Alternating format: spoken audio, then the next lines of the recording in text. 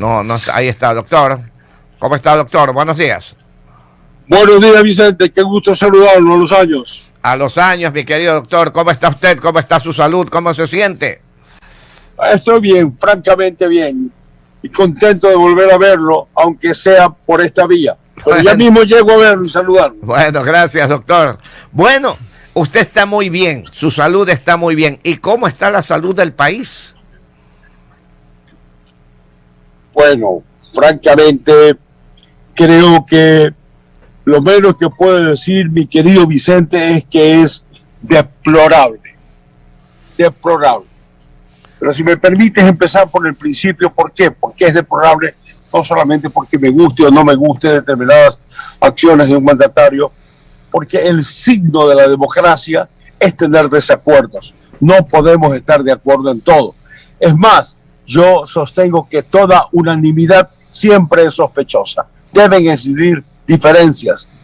Lo sano es saber cómo se solucionan esas diferencias, cómo se solventan nuestras diferencias que deben existir en toda democracia.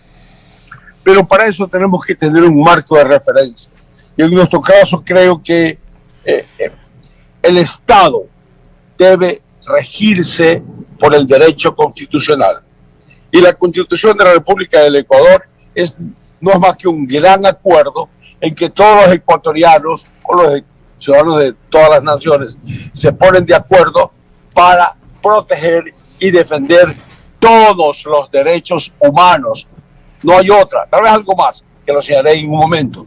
Pero lo fundamental es defender todos los derechos humanos, empezando por el derecho a la vida.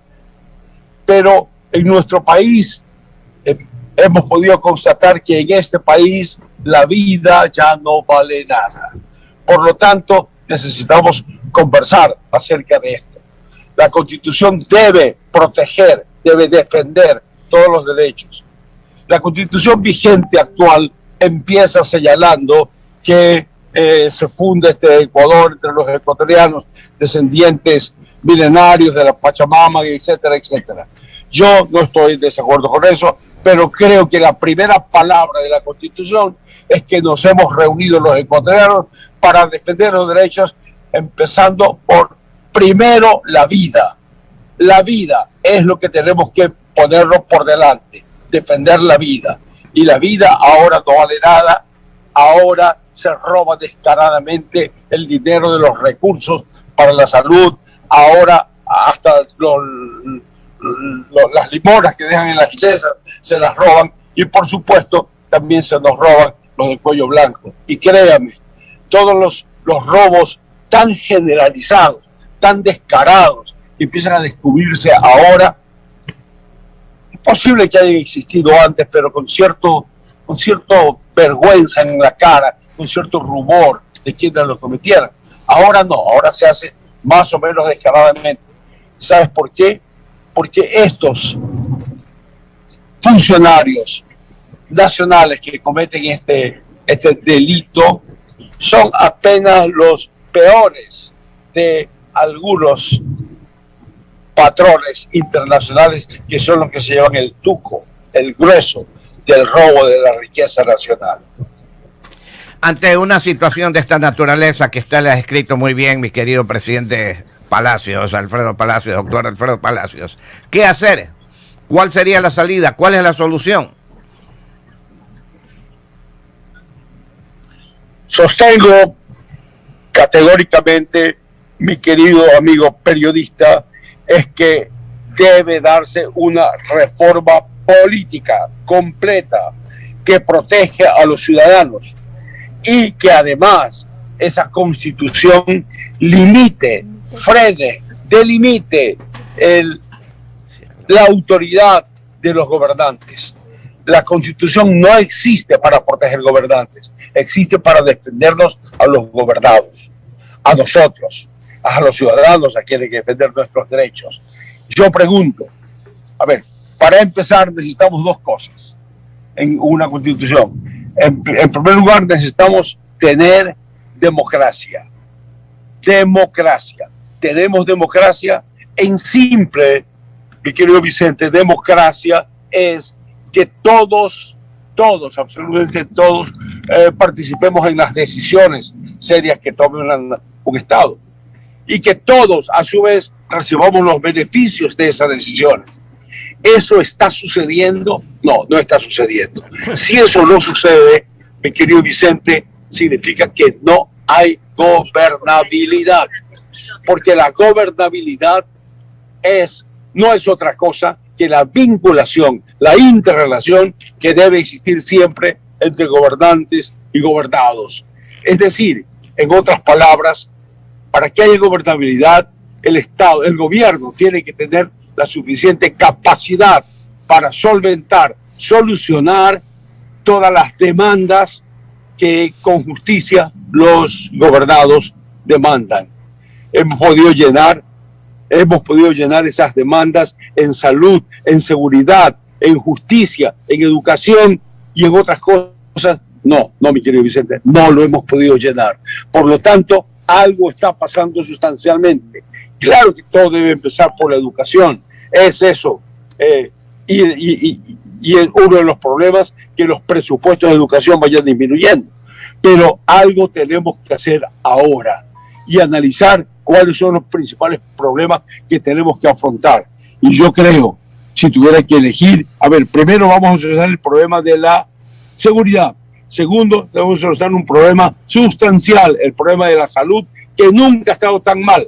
Luego la educación. Y si usted gusta, podemos seguir esa hoja de ruta, mi querido Vicente.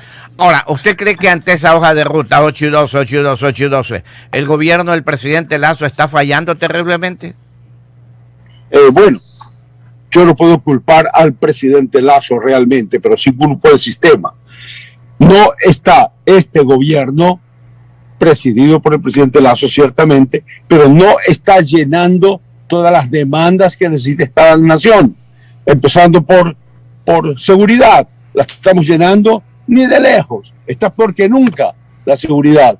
En salud, que es lo siguiente que quisiera tratar, tampoco lo está llenando. Por lo tanto, ya no es cuestión de personalizar un ataque contra esto. Mire, hemos llegado a tal punto, mi querido Vicente, que vivimos un estado tan incivil, tan belicoso, que discutimos por todo. Y todo lo hacemos belicosamente, casi sangrientamente. No nos podemos de acuerdo. No podemos discutir de nada, ni de educación, ni de salud, ni de quién debe ser el juez, ni de los chinos, ni si hay democracia, si hay gobernabilidad. No lo discutimos sensatamente. No discutimos qué va a pasar con el IES, qué pasa con la seguridad social, qué va a pasar con los jubilados dentro de muy pocos años. No, eso no lo discutimos. Estamos en otras broncas, en otras peleas. Entonces no estamos tomando a nuestro país seriamente. Y lo más serio que nosotros tenemos aquí es la vida y nuestra patria, a la que debemos que amar profundamente. Es por la única que podemos dar la vida. Ahora, ¿usted cree que en inversión social definitivamente no se está haciendo lo que tiene que hacerse? 8 y 13. ¿Qué diferencia entre la inversión en salud que tuvo su gobierno con el actual? Permítame antes hablar de salud, hablar de seguridad. Mire, en mi gobierno, voy a hablar de las dos cosas, de lo que hizo mi gobierno en seguridad y lo que hizo en salud, porque usted me lo ha preguntado, no por pretencioso. Mire, y también quiso hablarle de la cuestión económica. Mire, mi querido Vicente, en mi gobierno yo me acogí a una ley que existía desde que empezó la democracia en 1979. Me acogí profundamente al Consejo de Seguridad Nacional, COSENA, porque la seguridad, así como la salud, es responsabilidad total del Estado. Por lo tanto, el Estado lo garantiza. Ahora, ¿quién representa al Estado? El Estado está representado por el presidente. Esto convierte al presidente, sea Lasso o quien sea, convierte al presidente en el responsable, en el garante de la seguridad y de la salud. Obviamente, también tiene la capacidad de convocar a todo el Estado. Para eso era el COSENA.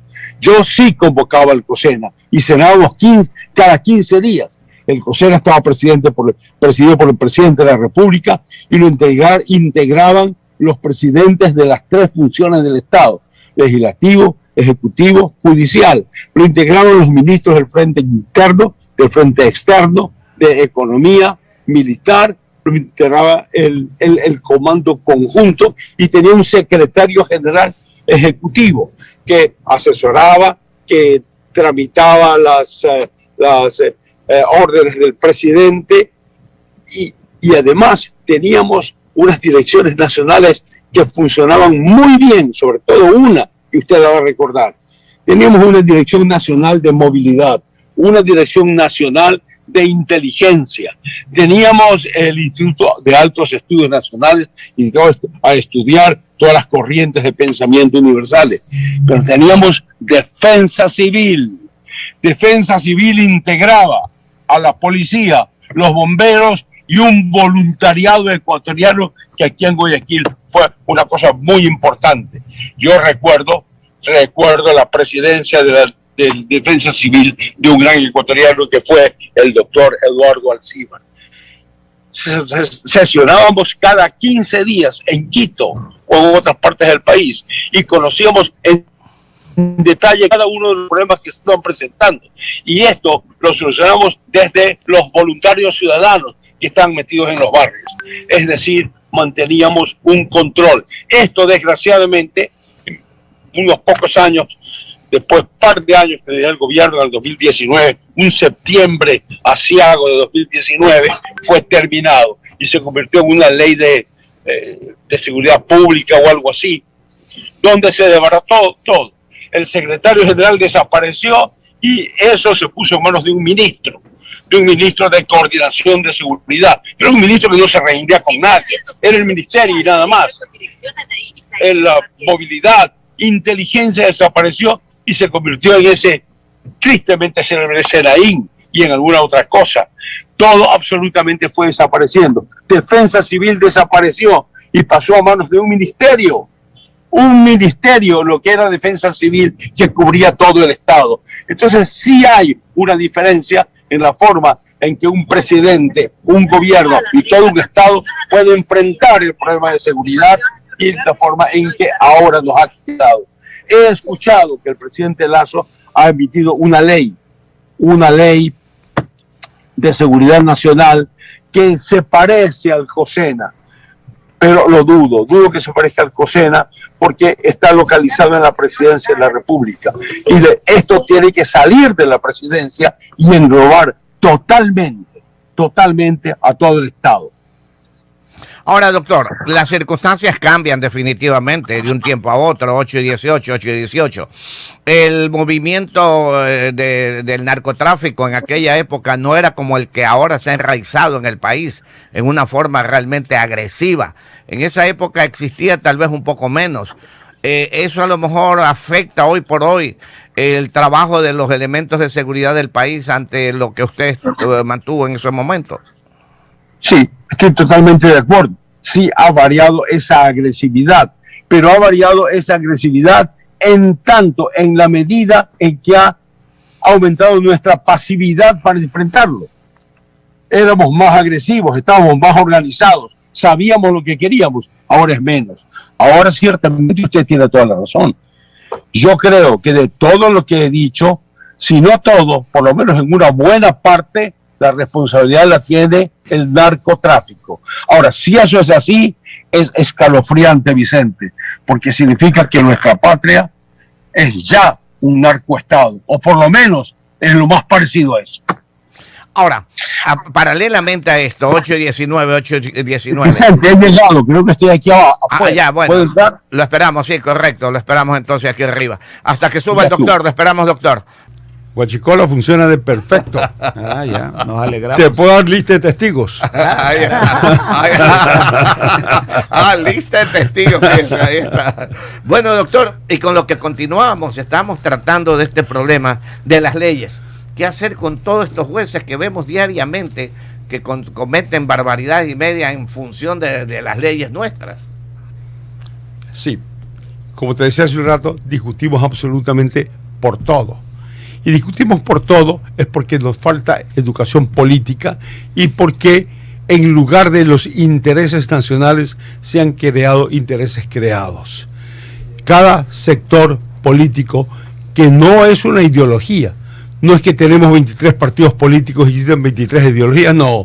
Son intereses creados, intereses materiales, los que les interesa poner o quitar autoridades, entre esos los jueces, y por lo tanto se provoca esto.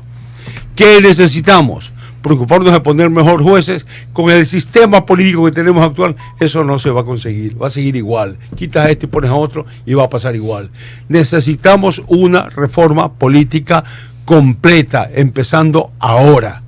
Ahora, se pueden tomar medidas inmediatas, lo que señalaba acerca del COSENA, lo que yo invoco al gobierno actual y al señor presidente es conformar al COSENA. En salud pasaba algo igual. Yo tenía el CONASA, no es que yo era el ministro, esto no es cuando era presidente, esto cuando era ministro de salud. Convocaba al CONASA en la presidencia de Sixto Durán Ballén. Convocaba al CONASA, Consejo Nacional de Salud, donde estaban integrados todos los sectores de la salud, IES, ISFA, ISPO, los seguros privados, las farmacéuticas, absolutamente todos, los hospitales privados, y todos tomamos decisiones claras y concretas. Claro, no era lo perfecto, más bien era muy imperfecta. Por eso planteé algo que es lo que me llevó luego al gobierno.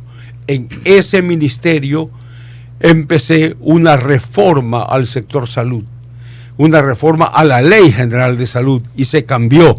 No logré cambiarla yo, pero yo la empecé. Estuve 2 años en el ministerio. Dejé sentados los cambios. Y luego vino un gran ministro que me sucedió en algún momento, que era el doctor Guillermo Guáñez, y la sacó adelante y la convirtió en ley. Pero esa ley es lo que dio lugar a lo que luego planteé y que me llevó a la vicepresidencia de la presidencia, que fue el aseguramiento universal de salud. Ahora, doctor, con todas estas instituciones que hemos hablado, 825 que las destruyeron en su momento, ¿hasta dónde son las otras que vinieron? Como por ejemplo el Consejo de Participación Ciudadana y Control Social. Mire, hay un viejo refrán que dice: divide para reinar. Así es. Nosotros tenemos que haber seguido lo de Montesquieu.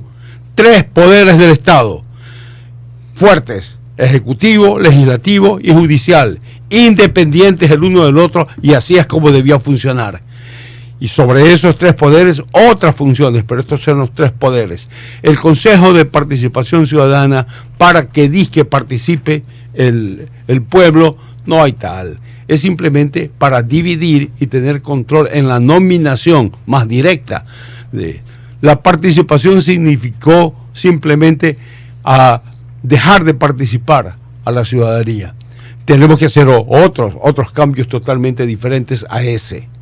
Ahora, día a día, 826 con el doctor Alfredo Palacios González, expresidente de la República. Día a día el país se ha venido, si se quiere, destruyendo.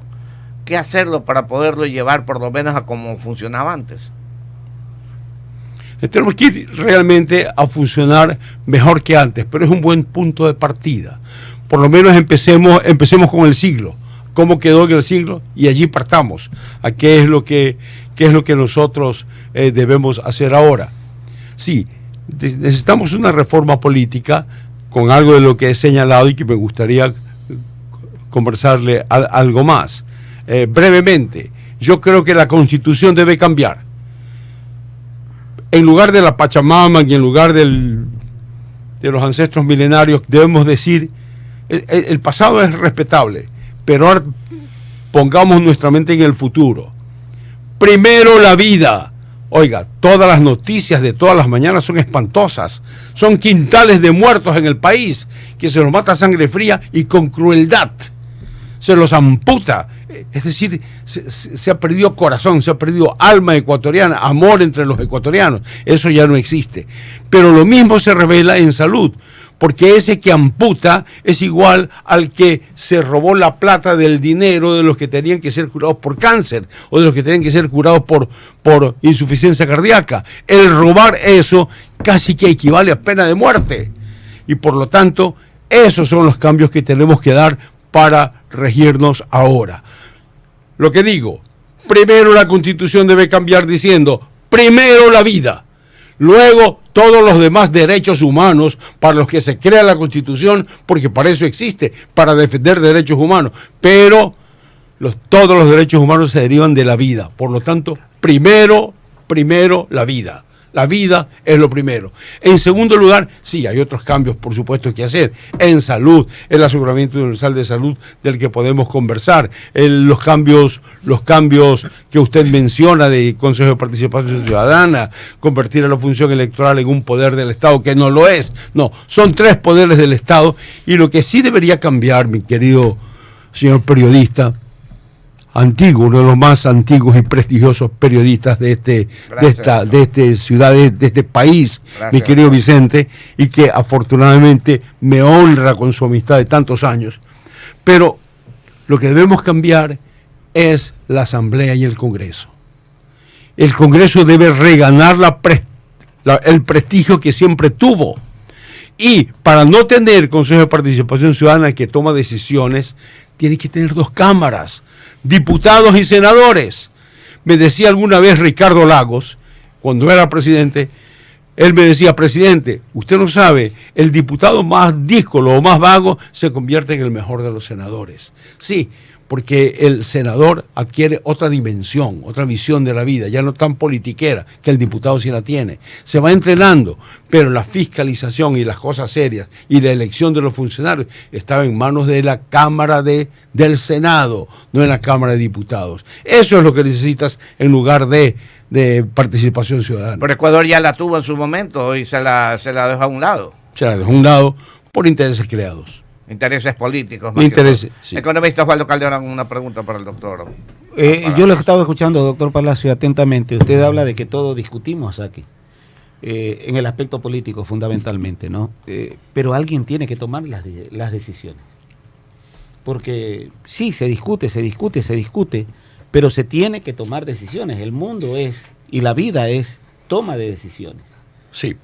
Decisiones que pueden agradar a algunos, contentar a otros, pero alguien tiene que tomar decisiones en torno a todo lo que está viviendo y está ocurriendo aquí en el país. Toda la razón. Claro que sí. Hay que tomar decisiones. Y todo lo discutimos. Y yo no combato esa discusión. La fomento, la estimulo. Mire, toda unanimidad es sospechosa. De manera que entre todos los que estamos aquí, las 6 personas que estamos presentes aquí, probablemente tengamos 6 puntos de vista respecto a alguna cosa. Y eso es lo normal. Lo anormal sería que todos unánimemente pensemos exactamente igual. Y eso no es democracia, ¿verdad?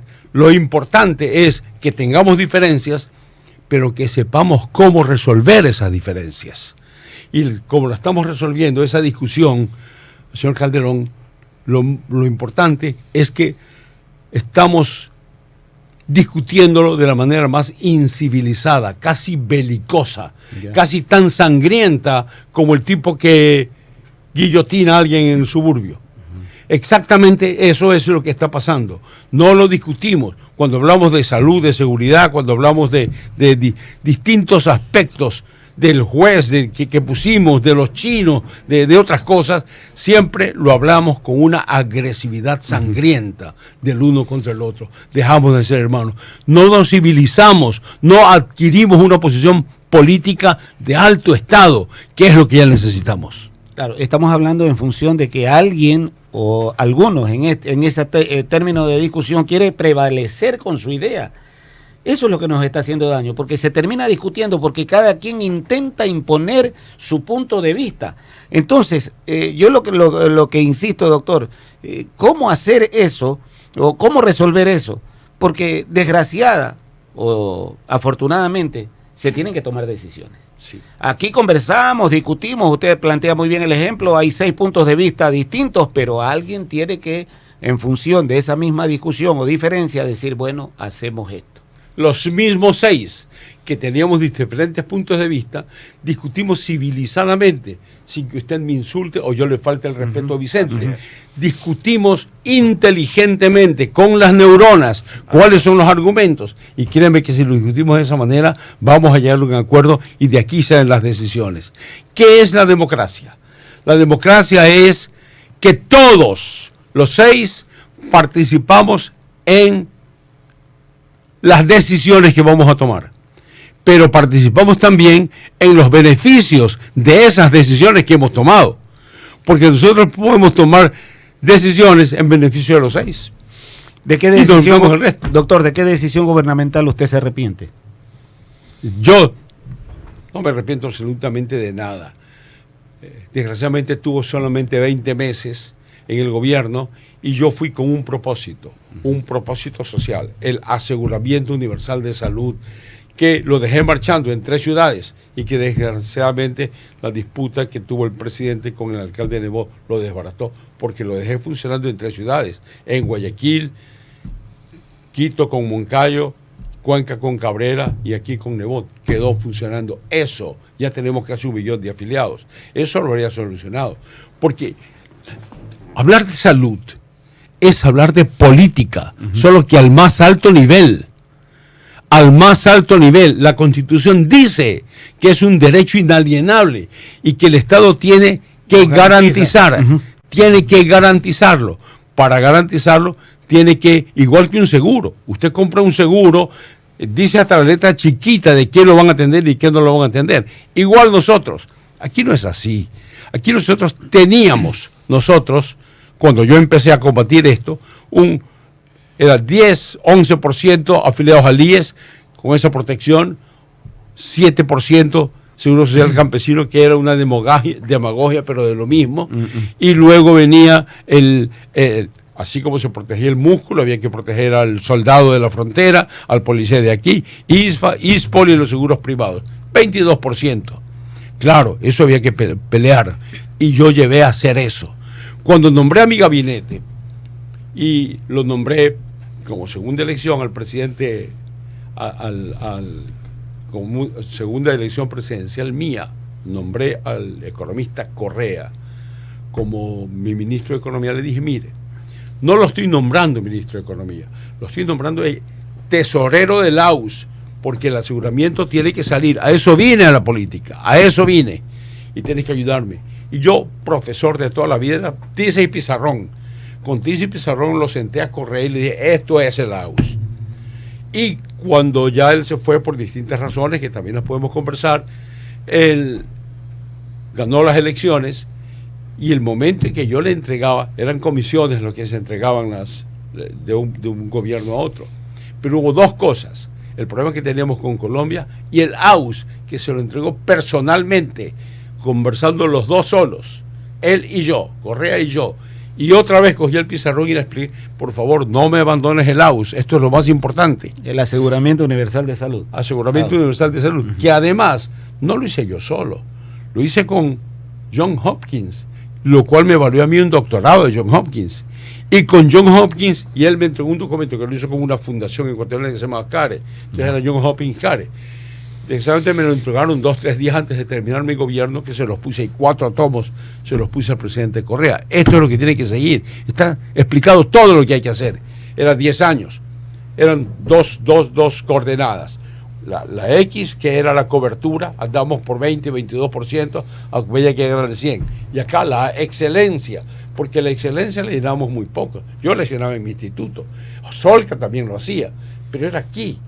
20%, había que llegar acá, al 100% a la más alta excelencia. Esto tiene que ser hecho poco a poco, lento, al 60% ya era más fácil y nos levantamos. Ese plan quedó escrito y diseñado, cómo hacerse. Nunca lo aplicaron. Nunca, al contrario, lo desbarataron. A los pocos meses el señor Correa se peleó con el señor Nebot y eso se terminó y no siguió más adelante. O sea que en estos momentos estaría casi en la excelencia, si se lo hubiese llevado bien. Oiga, no solamente eso. Cuando lo planteé, escuche esta anécdota de los hechos reales. Mi discurso político en campaña fue ese. Y cuando me vinieron a proponer a la vicepresidencia, yo no acepté inicialmente, vinieron los movimientos sociales y me dijeron, pero es que ese es el discurso que necesitamos. Decía Gutiérrez, aunque ganemos. El otro, Maca, me parece, dijo, no, aunque no ganemos, es el discurso. Ganamos, y ganamos en primera vuelta, quedamos primero, cuando no se nos daba ni el 4º lugar, pero ganamos. y ganamos, yo creo que más que por el verde olivo, por este bandir blanco, y ganamos por la propuesta de aseguramiento universal de salud. Me siento en la primera sesión de gabinete y el presidente no discutía conmigo, se ponía a firmar cosas, no discutía conmigo, nunca. Discutía conmigo un hombre inteligentísimo, pero ubicado en el otro lado de donde yo me ubico. Ese hombre inteligentísimo era el ministro de Economía, que se llamaba Mauricio Pozo. Ah, ya, claro. Y Mauricio me decía, señor vicepresidente, no podemos darle lo que usted pide, porque para eso el presidente ha decidido que alcancemos primero el florecimiento económico. Y solamente cuando alcancemos el florecimiento económico, entonces y solo entonces le podemos chorrear dinero para lo social. Yo le dije, oye, suenas dialéctico, pero es totalmente antidialéctico. Créeme, tú con un ecuatoriano ignorante, enfermo, desprotegido, jamás tendrás un florecimiento económico. Por lo tanto, tienes la obligación de primero invertir en el hombre para alcanzar ese florecimiento. Pero entonces me puse a investigar. Florecimiento económico, a ver, el país de las flores, de los camarones, del petróleo, del banano, del cacao, del café. Este país no tiene para sustentar su salud y tiene que estar rogando. Y entonces me puse a averiguar. ¿Qué encuentro, Vicente? Contratos petroleros que decían el excedente de la venta del petróleo era más o menos 82% para la transnacional, 18% por Ecuador. Vicente, tú puedes pensar en algún ecuatoriano que firme eso. Claro, definitivamente no. Pero no lo sabían, nadie lo conocía. Tenía que llegar este cardiólogo que se pasó la vida viendo pacientes, corazones y nada más. Tenía que llegar a descubrir eso. No puede ser, ya lo sabía mucha gente y lo callaban. Porque en Quito existe una especie de argolla, ¿no? Más que callar, beneficio de inventario, doctor. Claro. Esa es la realidad. 82% era para ellos. Esto es el excedente. Por ejemplo, si se firmaba ese contrato con el valor del barril del petróleo de $16, si se pasaba a $100, ese excedente era todo para transnacionales. ¿Usted logró cambiar eso? Claro, lo cambié como pude. Yo me puse a preguntar a gente que conocía, pero me pareció que todos los que conocían de petróleo tenían algún interés. Entonces decidí yo decidirlo por mi cuenta. Solito allí en el Palomar donde dormía, allí me puse a pensar y dije, bueno, voy a hacer lo justo. Lo que voy a decir es que de ese excedente, no menos del 50% sea para el Ecuador. Claro. Y por esa toma de decisiones ahora estamos pagando algunos juicios. No, perdóname. Por lo menos no te equivocas. Doctor, yo estoy de acuerdo con la toma de decisiones en ese sentido. Sí, pero en lo que acabas de decir estás equivocado y te voy a explicar por qué. A ver, explíquelo, porque eso es lo que se publica. Sí, se publica a la gente que no le interesaba que se conozca lo que yo denuncié. Ya. Eso publican ahora. No es así. Resulta que yo dije no menos del 50%. Y eso empezó a hacerse. Claro, en el contrato decía específicamente, a ver, una de las tomas que hice fue quitarle los pozos que manejaba la Oxy, porque había transgredido el contrato y esta denuncia ya venía haciéndose, pero yo no la inicié porque el presidente Gutiérrez nos había dejado sin Corte Suprema de Justicia. No teníamos Corte Suprema de Justicia. Yo tomé el poder en abril y recién Carlos Estarellas y la compañía Rómulo Leruz, Ketty Rómulo Leruz y otros reorganizaron la corte y con eso entonces yo tomé acciones y demandé aquello y la ganamos. Pero entonces ellos acudieron a un tribunal de arbitraje. Cuando el Congreso decía todo puede ser tratado en tribunal de arbitraje excepto caducidad de contratos. Y ellos lo habían firmado. Por lo tanto, están contra todo. Me pidieron que yo nombre mi delegado. Uno lo nombraba el Banco Mundial, el otro la Oxy, el otro me tocaba a mí. Yo me niego a firmarlo. No acepto tener arbitraje. Tienen que ser los tribunales ecuatorianos donde dice lo que ellos firmaron. Ellos firmaron eso y por lo tanto eso es nuestro. Entonces, de todas maneras, ¿qué hizo el Banco Mundial? Algo increíble. El Banco Mundial nombra a mi delegado. No era delegado del Ecuador, era de ellos. Sin embargo, ese delegado del Ecuador falló a favor nuestro. Y entonces fueron 2-1. Y entonces lo único que se dijo de ese contrato al que yo hago referencia es, a ver, ¿cuánto habíamos ganado? Habíamos ganado de mayo, en que empezó esto, a abril, a diciembre, teníamos 2.600 millones. 600 millones que quedaron en el FAC, Fondo de Ahorro y Contingencia, que es con lo que Correa empezó a gobernar con decretos de emergencia, y 2.000 millones que no los metí al presupuesto. Los puse en un fideicomiso que debía dedicarse a salud, educación, investigación científica, nuevas formas de energía. Fideicomiso, no se podía mover de eso. En los siguientes 3 años, que ya no era presidente, dio 14.000 millones de dólares. Es decir, éramos un Singapur, si nosotros lo invertíamos en lo que debíamos haber invertido en ese momento. Pero llega el presidente Correa y dijo, Palacio ha dicho que hice 2 cosas, ¿no? Le quité lo de la Oxy y cambié los excedentes. Algunos editorialistas me daban palo. Que no se atreve este cardiólogo como de decir ignorante en lo demás, ¿no? Claro. Este cardiólogo que no se atreva a cambiar la ley porque en ese momento ya perderá credibilidad jurídica el Ecuador. Entonces no les cambié la ley, no les cambié los contratos, pero les cambié la ley. Y dije, sí, vamos a respetar el 82-18 hasta que esto se termine, que eran 4 años más, pero al precio del barril del petróleo del que se firmó en ese momento. Si era 16, respeto el 82-18 a $16. Pero yo lo encontré a 60, allí ya no. Todo ese excedente era por lo menos 50% para Ecuador. Eso lo cambié y eso es lo que quedó. Pero llega el señor Correa y dice, no, ¿qué va a ser 50%? Yo digo 99.1. Eso era imposible. Eso era imposible. Y eso es lo que produjo la avalancha de arbitrajes a lo que usted señala. Entonces hay cosas que la gente no sabe y yo no puedo hablarlo porque usted me conoce muy bien, Vicente, claro. de siempre. Yo solo soy un médico, no he estado afiliado a ningún partido político. Entonces yo no tengo un sistema de propaganda. Yo estoy cuando amigos como ustedes me llaman y vengo y digo la verdad siempre. Pero no es que tenga un sistema para comunicarme. Entonces muchas cosas de las que yo digo son novedades, porque no las he podido decir. Claro. El señor Correa hizo creer a todo el país que toda esa reconquista de la riqueza nacional la hizo él. No, señor, la hice yo. Yo la hice y se la pasé enterita. Bueno, ahí está clarito entonces sobre este tema. O sea, el 99% para la empresa privada y el 1% para el Ecuador. El 1% el 1 para el Ecuador. Las empresas. Y ahí es que vino el problema. Usted lo tenía miti, 50 y 50. ¿Y habían aceptado esos 50 y 50? No, ellos habían presentado arbitraje, pero ilegalmente, porque ellos firmaron un contrato que decía que había arbitraje para todo, excepto para caducidad.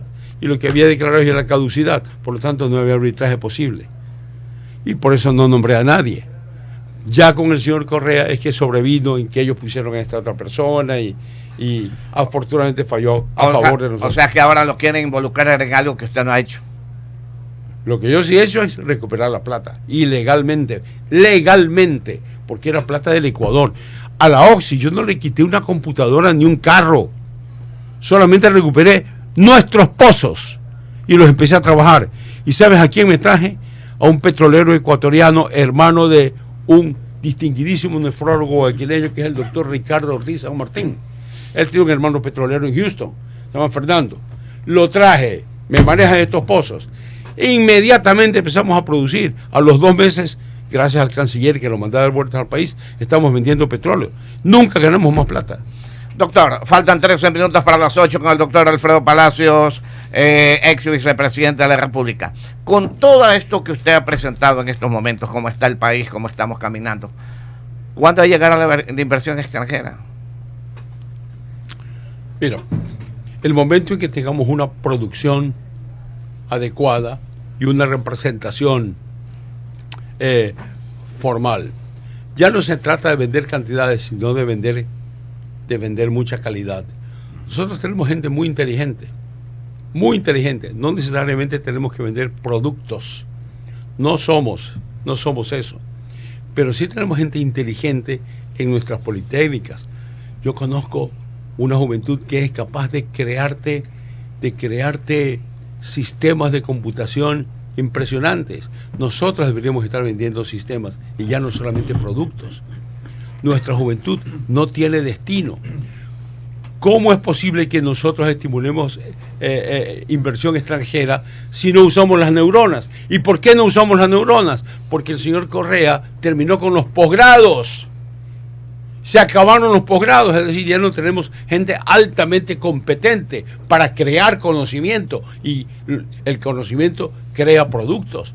Entonces, este es el momento, algo que también el señor Correa se confundió, porque entonces lo dije cuando me posesioné, este es el momento de los intelectuales, porque tenemos que crear conocimiento, y a través del conocimiento llamar a los partidos políticos y decirles: ustedes tienen la obligación de convertirse en agentes docentes, no en electorales, agentes docentes, alguien que enseñe política. A ver, tú eres derechista, perfecto, eres derechista, enseña tus ventajas. Y la gente a quienes convences que se vuelvan parte de ese partido. Pero tu labor docente es importante. Eres de izquierda, enseña por qué eres de izquierda. Enseña que tú no eres un tirapiedra, que no eres un quemallanta. Enseña eso, enseña tú doctrina. No estás más que hacer eso. El momento en que nosotros tengamos a los intelectuales produciendo eso, el Ecuador empezará a cambiar.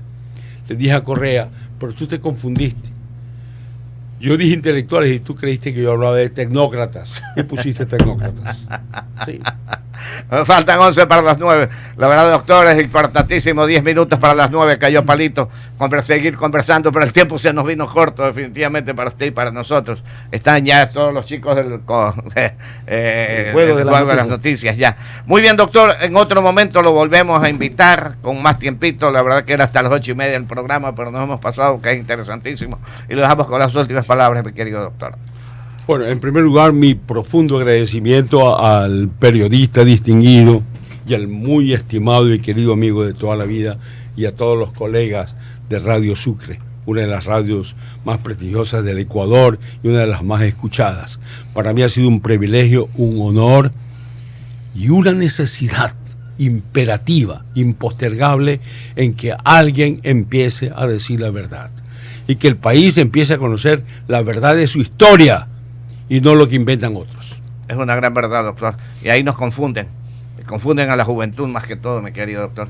Ok, doctor, en otro momento estamos con usted, el doctor Alfredo Palacios, expresidente de la República del Ecuador, aquí en los estudios de Radio Sucre. Muy